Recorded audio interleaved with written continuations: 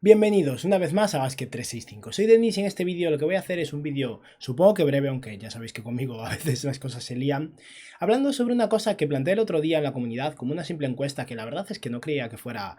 a ser tan interesante, pero el resultado que en cierto modo me esperaba, pero no tan exagerado, y los comentarios me han hecho pensar seriamente sobre cómo afecta el rol de un jugador a su percepción teniendo en cuenta cómo varían las cosas cuando no sabemos el nombre del jugador del que estamos hablando frente a cuando lo sabemos. Antes de nada, si estáis aquí me imagino que es porque os interesa la NBA, así que os animo a que suscribáis, dadle a like a este vídeo en particular si os ha gustado y comentadme abajo lo que pidéis y haré ya así, voy a empezar.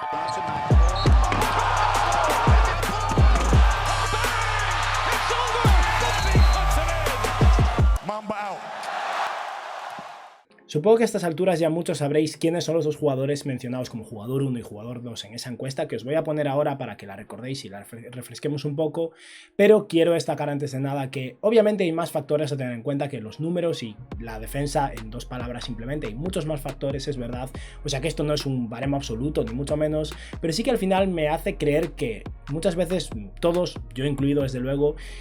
nos tomamos una idea de un jugador en base a cómo ha actuado en cierto rol, en cierto equipo durante ciertos años y nos cuesta realmente movernos de eso a una situación diferente cuando las cosas cambian, cuando muchas veces el rol de jugador determina totalmente su rendimiento y muchas veces un jugador está, digamos, en una situación en la que no le corresponde un rol superior o inferior a lo que debería hacer o completamente diferente, y eso puede alterar mucho el rendimiento de un jugador independientemente de que ese jugador tenga talento y la capacidad de ser productivo, muy bueno o no. Bueno, de todas formas, os pongo la encuesta por si acaso. A fecha de grabación de este vídeo, que lo veréis publicado un par de días más tarde, pero a fecha de grabación de este vídeo, básicamente la encuesta tiene 1283 votos y lo que planteé fue esto.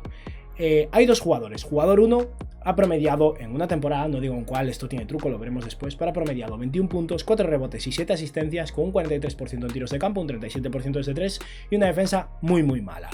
Por otra parte tenemos al jugador 2 que ha anotado menos, 18,5 puntos, pero ha conseguido 5 rebotes y 2,5 asistencias, o sea que ha reboteado un poco más y ha anotado menos y ha asistido mucho menos, pero ha sido más eficiente, un 48% en tiros de campo y un 38% desde 3, que anda más o menos a la par del jugador 1, eso sí, con una defensa muy buena, no una defensa de calibre del NBA, pero cercana, uno de los mejores 15-20 defensores de la NBA en la temporada de la que estamos hablando. Ambos jugadores cobran más o menos lo mismo, de hecho os adelanto que la diferencia de precio básicamente es que el jugador 2 cobra unos 2 millones de dólares más que el jugador 1, que en dinero NBA es muy poco. Y os pregunto, ¿con quién os quedáis? La diferencia es abismal. Solo el 15% de las personas han votado por el jugador 1 y el 85% de las personas han votado por el jugador 2, y eso en 1283 votos quiere decir que, según mis cálculos, creo que 1090 personas votaron por el jugador 2. Os adelanto que yo personalmente, si hubiera visto esta encuesta sin tener ni idea, viendo los números y simplemente respondiendo a lo que se está preguntando aquí, que no es una respuesta absoluta, ya lo decía antes, hay muchas más cosas, contexto, el futuro del jugador, la proyección, otras habilidades que pueda tener, cómo funciona como compañero de equipo, su intensidad, su ética de trabajo, hay mil cosas, es verdad. Pero viendo esta encuesta, yo hubiera votado también al jugador 2, os lo adelanto. Pero bueno, vamos a ver entonces quién es cada uno de estos dos jugadores, de qué estaba hablando exactamente, porque supongo que varios pillasteis el truco, ya se vio en los comentarios. Al final del vídeo, por cierto, destacaré a la primera persona que vi descubrir cuál era el jugador 1, que era el más difícil, porque el jugador 2... estamos hablando de números de esta temporada, en el caso del jugador 1 estamos hablando de números de hace un par de años, pero vamos a empezar precisamente por el jugador 2 porque muchos ya sabéis quién es, y estamos hablando de eso, alguien que esta temporada 2020-2021 promedió 33 minutos de juego, 18,6 puntos, 4,9 rebotes, 2,4 asistencias, 5,2 triples intentados, que no está nada mal, con un 48% en tiros de campo y un 38% desde 3. Este jugador, al final viendo los stats, lo adivinasteis bastante pronto, era Andrew Wiggins. Andrew Wiggins ha tenido una temporada muy buena, realmente buena. No son números de estrella, no son números de All-Star, no ha anotado ni 20 puntos por partido, ha tenido temporadas mejores a nivel de números brutos, a nivel de anotación, no a nivel de eficiencia y desde luego no de defensa, ni mucho menos, pero este Wiggins que hemos visto en los Golden State Warriors esta temporada es probablemente el mejor Wiggins a la hora de ganar partidos y de contribuir a un equipo que hemos visto hasta ahora. ¿Cuál es la diferencia? El rol, la situación, sus compañeros. Wiggins hasta este año jugaba en Minnesota, o hasta hace un año y medio, fue intercambiado durante la temporada pasada. ¿Y cuál era su situación y su rol en Minnesota? El de un jugador que había sido seleccionado con el primer pick del draft y se esperaba de él en su momento que fuera un jugador franquicia, que fuera una estrella. Poco a poco ese rol fue decayendo cuando se vio que no era tan bueno como se creía en su momento. Recordemos que Wiggins era uno de los jugadores más hypeados de esta última década, básicamente, antes de llegar a la NBA, y claramente Karl Anthony Towns resultó ser superior a él, pero incluso en ese rol como segunda estrella, Wiggins no estuvo a la altura y hubo muchísimas quejas. Su intensidad defensiva no era la adecuada, no era el defensor que debería ser con sus atributos físicos, no era eficiente, no mostraba ética de trabajo, no estaba rindiendo bien en absoluto, y al final es un jugador que en su mejor momento, a nivel de números brutos, llegó a tener una temporada muy buena en su tercer año, donde promedió 23,6 puntos por partido, 4 rebotes y 2 asistencias, con una eficiencia inferior, pero no tan inferior, un 45% en tiros de campo y un 36% desde 3. La diferencia, aquí no ganaban muchos partidos, Wiggins era un jugador que ponía números en un equipo realmente malo, un jugador que no aportaba en defensa y un jugador que estaba en un rol en ese momento todavía de estrella principal, empezando a disputarlo ya con Karl Anthony Towns, pero que era una estrella principal que ponía números vacíos. Y en este contexto, Wiggins acabó consiguiendo una extensión de contrato, cobrando un max contract y siendo considerado uno de los jugadores más sobrepagados de toda la NBA. Y al final esta es la etiqueta con la que se quedó, una etiqueta merecida y que se había ganado. Era un jugador que no ayudaba a ganar partidos, que no defendía como debería defender, que no era eficiente del todo, aunque tampoco fuera catastrófico, no era un jugador que tiraba por debajo del 40% en tiros de campo, ni mucho menos, pero no era un jugador que realmente contribuyera, y esta etiqueta se le ha quedado. Y muchos, sobre todo los fans de los Warriors, pero en general muchos, nos hemos dado cuenta de que esta temporada ha sido diferente. Wiggins ha tenido su temporada más productiva y la que realmente ha sido más útil, pero el nivel de utilidad de Wiggins creo que está siendo ahora mismo realmente infravalorado, porque estamos hablando de alguien que, viendo los números sobre el papel y contrastándolo con la realidad incluso, tal vez no pueda ser el tercer mejor jugador de un equipo de campeonato, a menos que los otros dos jugadores sean Anthony Davis y LeBron James, o Stephen Curry y alguien mejor que Draymond Green incluso, pero el cuarto mejor jugador de un equipo de campeonato, un muy buen titular y un jugador complementario, lo podría ser. A nivel defensivo, Wiggins este año fue muy bueno, fue eficiente en ataque, y al final la diferencia principal es que de ser un jugador cuyo rol era el de creador con el balón en las manos, pasó a ser un jugador que se dedicaba a tirar triples cuando estaba solo y de vez en cuando en momentos puntuales tomaba las riendas del equipo y era básicamente un jugador que aportaba anotación y era capaz de crear si era necesario, pero de manera puntual. Y esa es la diferencia y la realidad. Wiggins no es un jugador que deba ser el creador principal, Wiggins no es una estrella,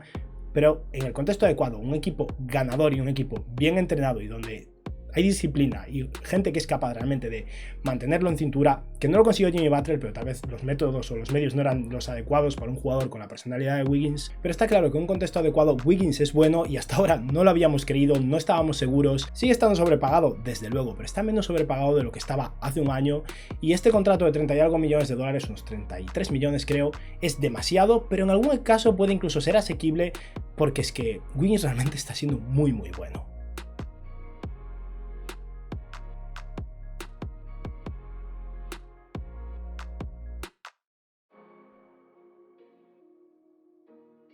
Y ahora vamos a hablar del jugador 1, el jugador que realmente es complicado, porque yo no estaba hablando de esta temporada, estaba hablando de una temporada anterior, ahora os explicaré por qué, pero llegué a leer cosas como DeMar DeRozan, CJ McCollum, bastantes cosas diferentes, hay quien acertó al final, y ese jugador es eso, alguien que en la temporada 2018-2019, hace 2 años, no este año, promedió 30 minutos de juego por partido, 21 puntos y 4 rebotes con 7 asistencias, 7,8 triples intentados, un 43% en tiros de campo y un 37% desde 3, con mala defensa, insisto, es un jugador que no ha defendido bien en su vida y no sé si lo va a lograr nunca. Ese jugador es D'Angelo Russell, como muchos habréis deducido ya a estas alturas, y es verdad, hay cosas a tener en cuenta, voy a explicaros ahora por qué escogí esta temporada, y hay cosas que hay que tener en cuenta. Su porcentaje de 3 tiene más mérito que el de Wiggins, porque D'Angelo Russell se crea mucho más sus tiros y tira más volumen desde 3 y solo tira un poquillo peor, o sea que sí, hay cosas a tener en cuenta. ¿Y por qué decidí valorar esta temporada o incluir esta temporada en la encuesta en vez de la temporada actual o su mejor temporada que fue el año pasado? En la temporada actual, D'Angelo Russell ha estado muy lesionado y ha tenido peores números, y si estoy escogiendo lo que yo valoro como la mejor temporada de Andrew Wiggins, no me parece justo compararla con la temporada que me viene bien, que es la de este año de D'Angelo Russell. Así que no voy a hacer eso, porque también quiero que entendáis que esto no es un vídeo de crítica de D'Angelo Russell, es más bien un vídeo de apoyo a Andrew Wiggins, cosa que no creía que iba a acabar haciendo en mi vida, la verdad. Y tampoco quise escoger la temporada pasada de D'Angelo Russell, donde jugó entre los Warriors y los Timberwolves tras ser intercambiado, básicamente porque sí, es su mejor temporada a nivel de números, pero también estamos hablando de la temporada de números más vacíos de su carrera, posiblemente, dado que jugó con los equipos que acabarían con el segundo y el primer pick del draft, o sea que todos los números que le estaba poniendo eran equipos que querían perder y que estaban dispuestos a darle todas las oportunidades que quisiera de seguir trabajando y mejorando. Por eso he decidido valorar, igual que en el caso de Wiggins, la temporada más exitosa a nivel colectivo y una temporada en la que él fue bueno, claramente, y esa es la temporada de los Brooklyn Nets, donde fue All-Star, de reserva, entró después de una lesión, pero fue All-Star y era el jugador franquicia de ese equipo y la estrella principal, con respecto a Caris LeVert, que se lesionó durante la temporada, pero empezó muy bien y para mí estaban bastante a la par al principio de la temporada. Pero es eso, D'Angelo Russell ese año realmente fue útil, no ayuda en defensa, ya lo he dicho varias veces, no creo que vaya a ayudar nunca en defensa, no parece que tenga mucho interés, pero sí que tiene unas habilidades que no tiene Wiggins, y creo que D'Angelo Russell tiene un techo superior por su capacidad de pase, por su capacidad de tiro, por su habilidad con el balón en las manos. Creo que al final esa carencia defensiva puede ser un problema, pero hay mucho margen de desarrollo en D'Angelo Russell, que conste que solo tiene un año menos, y a nivel contractual, lo decía antes, cobra 2 millones menos, tiene la misma extensión de contrato, la situación es muy parecida, y creo que es interesante valorar el hecho de que si hubiéramos visto los nombres de entrada y se hubiera preguntado quién es mejor, D'Angelo Russell o Andrew Wiggins, no creo que un 85% de las personas hubieran votado por Andrew Wiggins y un 15% por D'Angelo Russell, y al final D'Angelo Russell es un jugador que hasta ahora, menos en el año de Brooklyn, nunca ha estado en equipos ganadores, al igual que en el caso de Andrew Wiggins, pero creo que la diferencia al final es, para empezar, cómo él se muestra a sí mismo, lo que proyecta, la autoridad, la confianza que demuestra, cosa que no demuestra tanto Andrew Wiggins, aunque no es un jugador que tenga miedo al momento, en general no tiene problemas en tirarse cosas a veces que no debería tirarse, pero creo que al final eso influye, la carisma de D'Angelo Russell influye por encima de la de Wiggins, y al final es un jugador que cobra 2 millones menos que Andrew Wiggins, y mientras que Andrew Wiggins es considerado uno de los peores contratos de la NBA, D'Angelo Russell es considerado una estrella y un jugador,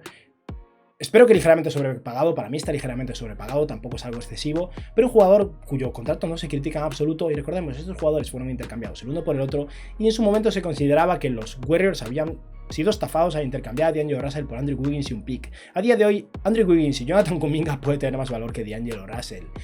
Russell todavía tiene la posibilidad de cambiar mucho la narrativa del año que viene, tener la temporada equivalente a la de este año de Wiggins, tener mucho éxito con los Timberwolves, que creo que van a ser francamente buenos, y al final es un jugador que es eso, que tiene un techo superior al de Andrew Wiggins por su habilidad con el balón en las manos básicamente, pero haced una reflexión interna y pensad un poco en ¿qué hubierais puesto? ¿Qué hubierais votado si en vez de deciros jugador 1 y jugador 2 y poner los stats os hubiera dicho ¿qué es mejor? ¿D'Angelo Russell o, perdón, con quién os quedáis? ¿Con D'Angelo Russell o con Andrew Wiggins? Estoy seguro que el 85% de las personas no hubiera votado por Andrew Wiggins. Y al final, depende mucho del contexto, depende de las necesidades del equipo, depende del rol. D'Angelo Russell creo que puede ser posiblemente el segundo mejor jugador de un equipo, Andrew Wiggins está claro que no, pero el segundo mejor jugador de un equipo con muchos defensores complementarios como Andrew Wiggins, por ejemplo, mientras que Wiggins a día de hoy ha demostrado que en el equipo competitivo adecuado encaja muy bien porque puede hacer las cosas que hace un role player de alto nivel básicamente, y es eso, uno está sobrepagadísimo y el otro está cobrando algo justo. Y al final me da la sensación de que todo esto viene de que en su momento le pones una etiqueta a un jugador y esa etiqueta acompaña a ese jugador durante muchos años, independientemente de que se la merezca o no, para bien o para mal. Y nada, esta era una reflexión que surgió de una encuesta que pensé en el avión de camino a casa y me la apunté para cuando volviera a tener cobertura ponerla, y no quería que fuera a ir a más, pero ese resultado, esa disparidad me ha resultado interesante y quería, bueno, pues plasmarlo aquí. Por cierto, que se me pasaba y ya había cerrado el vídeo. Alexis Omar Agosto Torres se llama, es la primera persona a la que vi en los comentarios adivinar que el jugador 1 era D'Angelo Russell, así que bueno, quiero incluirlo en el vídeo y simplemente decirle que eso, que se nota al final que ha estado investigando para llegar a D'Angelo Russell y nada. Muchas gracias por el comentario, a él y a todos obviamente. Y nada, esto ha sido todo por hoy, espero que os haya gustado el vídeo y que tengáis un buen día. Adiós.